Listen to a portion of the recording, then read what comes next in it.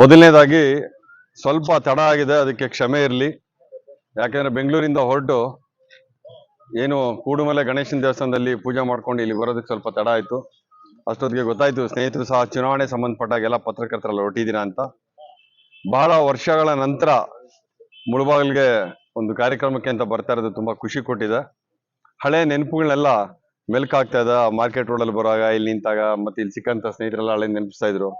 ನಾಗರಾಜ್ ಒಂದು ನೆನಪಿಸ್ತಾ ಇದ್ರು, ನಯಾಜ್ ಅವ್ರ ಒಂದು ಘಟನೆ ನೆನಪಿಸ್ತಾ ಇದ್ರು, ಎಲ್ಲ ಈ ತರ ನೆನಪಿಸ್ತಾ ಇದ್ರು. ಇಲ್ಲಿ ಬರೋದಕ್ಕೆ ಮುಖ್ಯ ಕಾರಣ ಏನು ಅಂತಂದ್ರೆ, ನಮ್ಮ ಊರಾದ ಮುಳಬಾಗಿಲಿಗೆ ಈ ದಿನ ನನ್ನ ಮಗನಾದ ಜಯಸೂರ್ಯನ ಪರಿಚಯ ಮಾಡ್ಕೊಡ್ತಾ ಇದ್ದೀನಿ. ಜಯಸೂರ್ಯ ಆರ್ ಆಜಾದ್. ಸೊ ಇವ್ರನ್ನ ಇಲ್ಲಿ ನಮ್ಮ ಊರಿಗೆ, ಯಾಕಂದ್ರೆ ಇದು ಬೇರು, ನಾವು ಬ್ರಾಂಚ್ ಆಗಿ ಬೇರೆ ಕಡೆ ಹೋಗಿರ್ತೀವಿ. ಜನ್ಮಭೂಮಿ ಒಂದ್ ಕಡೆ ಇರುತ್ತೆ, ಕರ್ಮಭೂಮಿ ಒಂದ್ ಕಡೆ ಇರುತ್ತೆ. ಕರ್ಮಭೂಮಿ ಹೆಚ್ಚಿಗೆ ನಾನು ಆನೇಕಲ್ ತಾಲೂಕಲ್ಲಿ ಕೆಲಸ ಮಾಡೋಂಥದ್ದಾಯ್ತು. ಸೊ ಈಗ ಜಯಸೂರ್ಯ ಆರ್ ಆಜಾದ್ ಅವರು ಚಲನಚಿತ್ರದಲ್ಲಿ ಸಿನಿಮಾದಲ್ಲಿ ಆಕ್ಟ್ ಮಾಡ್ಲಿಕ್ಕೆ ಶುರು ಮಾಡಿದ್ರು. ತಾವೆಲ್ಲ ನೋಡಿರ್ತೀರಾ. ಭೀಮಾ ಅಂತ ಒಂದು ಕನ್ನಡ ಚಲನಚಿತ್ರ ಬಂತು.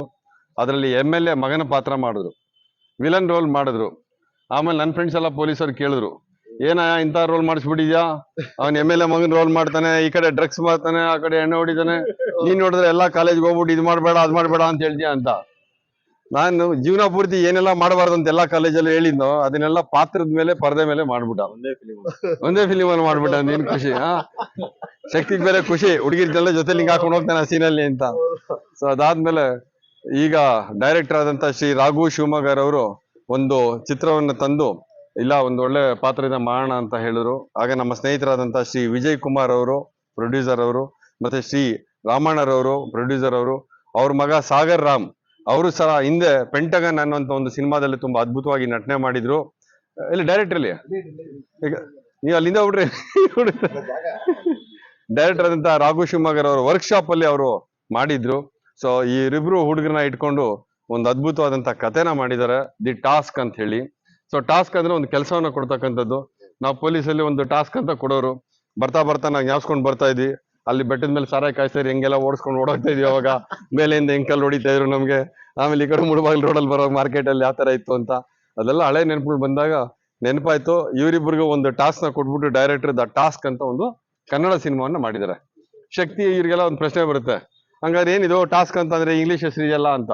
ನೋಡಿ, ಅವ್ರದ್ದು ಮೊಬೈಲ್ ಅಲ್ಲಿ ಅನು ನೀವು ಅಂತ ಇಂಗ್ಲಿಷ್ ಅಲ್ಲೇ ಇದೆ ಆಯ್ತಾ, ಅಣ್ಣ ನ್ಯೂಸ್ ಅನ್ನೋದು ಇಂಗ್ಲಿಷ್ ಅಲ್ಲೇ ಇದೆ.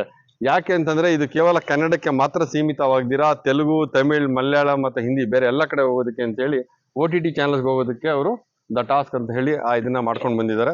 ಆದ್ರೆ ಮೊದಲನೇದಾಗಿ ಈ ಚಿತ್ರದ ಪ್ರಚಾರವನ್ನ ನಮ್ಮ ಸ್ವಂತ ಊರಾದ ಮುಳಬಾಗಿಲಿನಿಂದ ಶುರು ಮಾಡಬೇಕು, ನಮ್ಮ ಸ್ನೇಹಿತರು ಶ್ರೇಯೋಭಿಲಾಷಿಗಳಿಗೆ ಅಂತ ಅನ್ಕೊಂಡ್ವಿ. ಆವಾಗ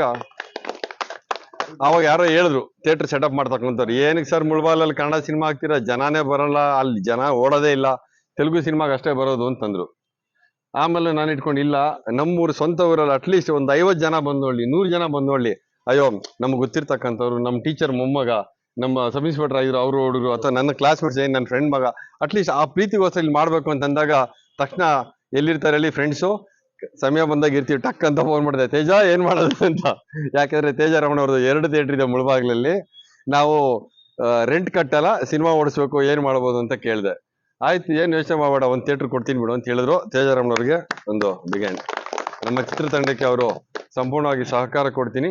ಆಯ್ತು, 3-4 ದಿವಸ ಆ ಚಿತ್ರ ಓಡ್ಲಿ, ಮುಳಬಾಗ್ಲಲ್ಲಿ ಜನ ಬರ್ಲಿ ಬರ್ದೇ ಇರ್ಲಿ.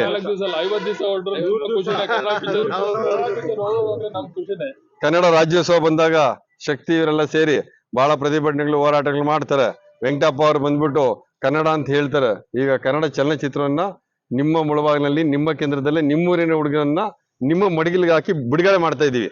ಏನ್ ಮಾಡ್ತೀರಾ ನಿಮಗ್ ಬಿಟ್ಟಿದ್ದು. ಆ ಮಗುನ ಬೆಳೆಸ್ತಿರೋ ಅಥವಾ ಬಿಟ್ಟು ಹೋಗ್ತಿರೋ ನಿಮಗ್ ಸೇರಿದ್ದು. ಇಲ್ಲಿ ನಿಮ್ಮ ಮಡ್ಲಲ್ಲಿ ಆ ಚಿತ್ರನ ರಿಲೀಸ್ ಮಾಡ್ತಾ ಇದೀವಿ ತೇಜಾರಾಮಣ್ಣ ಅವರ ಥಿಯೇಟರ್ನಲ್ಲಿ. ಈ ಚಲನಚಿತ್ರ ಕಥೆ ಆಗ್ಲಿ ಅಥವಾ ಮತ್ತೊಂದ್ರ ಬಗ್ಗೆ ಆಗ್ಲಿ, ಅದ್ರ ಬಗ್ಗೆ ನಾನೇನು ಮಾತಾಡಲ್ಲ. ಸಿನಿಮಾ ಪ್ರಮೋಷನ್ ಇವರೆಲ್ಲ ಶುರು ಮಾಡಕ್ ಮುಂಚೆ ನನಗೊಂದ್ಸಲ ತೋರ್ಸಿರು. ಯಾಕೆ ನನಗ್ ಮೊದಲು ಸಮಾಧಾನ ಆಗ್ಬೇಕಿತ್ತು. ನಾನ್ ಬಂದ್ಬಿಟ್ಟು ಏನಪ್ಪಾ ಅಲ್ಲಿಂದ ಬಂದ್ಬಿಟ್ಟು ಹೇಳ್ಬಿಟ್ಟವ್ರು ಈ ಸಿನಿಮಾ ನೋಡಕ್ ಕರೆದ್ಬಿಟ್ಟವ್ರೆ ಅಂತ ಹೇಳಿ ಜನ ಥಿಯೇಟರ್ಗೆ ಹೋದವ್ರು ಆಚೆ ಹೋಗಿ ನಾನು ಬೈಕೊಂಡು ಹೋಗ್ಬಾರ್ದಲ್ಲ. ಅದಕ್ಕೆ ನಾನ್ ಮೊದಲು ನೋಡಿದಾಗ ನನಗ್ ಸಮಾಧಾನ ಆಯ್ತು, ಚೆನ್ನಾಗ್ ಬಂದಿದೆ ಅಂತ ಅನ್ನಿಸ್ತು, ಒಂದು ಕಾನ್ಫಿಡೆನ್ಸ್ ಬಂತು. ಆಮೇಲೆ ಹಾಡುಗಳನ್ನ ಕೇಳಿದೆ, ಅವಾಗಿನ್ನ ಖುಷಿ ಆಯ್ತು. ಆಮೇಲೆ ಟೀಸರ್ ಮಾಡಿದ್ರು, ಈಗ ತಾವೆಲ್ಲ ಟೀಸರ್ ನೋಡ್ಬೋದು. ನೋಡಿದ್ಮೇಲೆ ಒಂದು ಕಾನ್ಫಿಡೆನ್ಸ್ ಬಂದ್ಮೇಲೆ ಆಯ್ತು, ಒಳ್ಳೆ ಸಿನಿಮಾ, ನನ್ನ ಮಗಂದಾದ್ರೂ ಪರಲ್ಲ, ಬೇರೆದಾದ್ರೂ ಪರಲ್ಲ. ನಾನು ಬೇರೆ ಸಿನಿಮಾಗಳಿಗೂ ಪ್ರಚಾರ ಮಾಡಿದೀನಿ ಸುಮಾರು ಸಲ. ತಾವುಗಳೆಲ್ಲ ನನ್ನ ಸ್ಟೇಟಸ್ ಅಲ್ಲಿ ನೋಡಿರ್ತೀರಿ, ಯಾವ್ದಾನ ಒಳ್ಳೆ ಚಿತ್ರ ಬಂದ್ರೆ ಚೆನ್ನಾಗಿದೆ ನೋಡಿ ಪ್ರೋತ್ಸಾಹ ಮಾಡಬೇಕು ಅಂತ. ಹಾಗಾಗಿ ಇದು ಯುವಕರ ಚಿತ್ರ ಇದೆ, ನಿಮ್ಮೂರಿನ ಮಗನ ಚಿತ್ರ ಇದೆ, ನಮ್ಮ ರಾಘು ಶಿವಮೊಗ್ಗ ಅವರ ನಿರ್ದೇಶನದ ಚಿತ್ರ ಆಗಿದೆ. ಇದು 3ನೇ ಚಿತ್ರ ಅವರದು. ಸೊ ಹಾಗಾಗಿ ತಾವು ಮುಳಬಾಗಿಲಿನ ಏನು ಸಮಸ್ತ ಬಂಧುಗಳಿದ್ದೀರಾ, ಇವ್ರನ್ನ ಆಶೀರ್ವಾದ ಮಾಡೋಂಥದ್ದು ತಮ್ಮ ಕೈಲಿದೆ. ತಾವು ಆಶೀರ್ವಾದಿಸಿ ಅಂತ ನಾನು ಕೇಳ್ತೀನಿ ಅಷ್ಟೇ.